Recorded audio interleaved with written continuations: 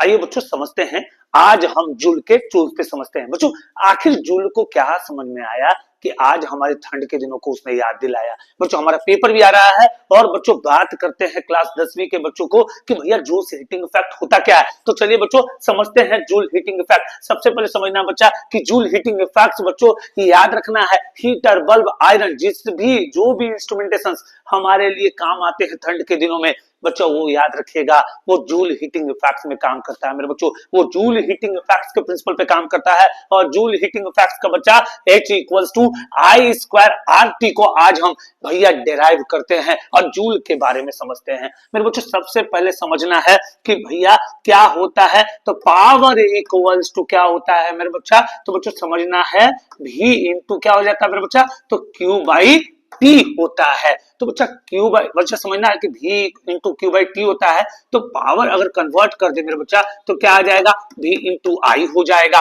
तो बच्चा उससे पहले थोड़ा सा हमको समझ लेना है क्या तो एनर्जी कंज्यूम इक्वल्स टू क्या होता है तो पावर इंटू टाइम होता है। इस पावर को अगर हम यहाँ ले आ दे मेरे बच्चों तो क्या हो जाए तो भैया एनर्जी कंज्यूम बराबर क्या आ जाएगा तो भैया यहाँ पर आ जाएगा क्या आ जाएगा मेरे बच्चों तो V इंटू आई आ जाएगा और इंटू ये टी हो जाएगा मेरे बच्चों। समझना है भैया क्या आ जाएगा तो V into I into T हो जाएगा।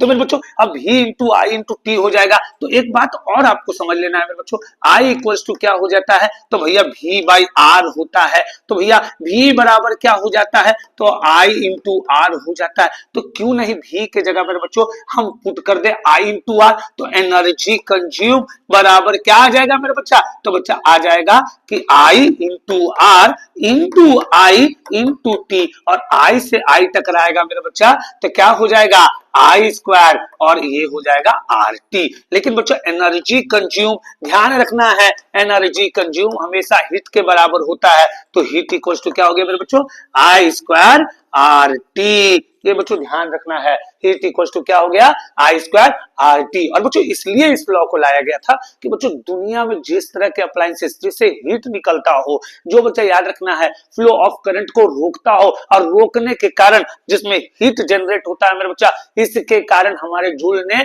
चूल मचाया और इस लॉ को लाया जिसका नाम है H equals to I square R T. मेरे बच्चों फिर से याद रखना है हीट का फॉर्मूला क्या होता है आई स्क्वायर आर टी और हीट का ऐसा यूनिट क्या होता है मेरे बच्चा कि ये हमारे कमेंट बॉक्स में इसका आप जवाब देंगे। तब तक के लिए आपको मेरा धन्यवाद।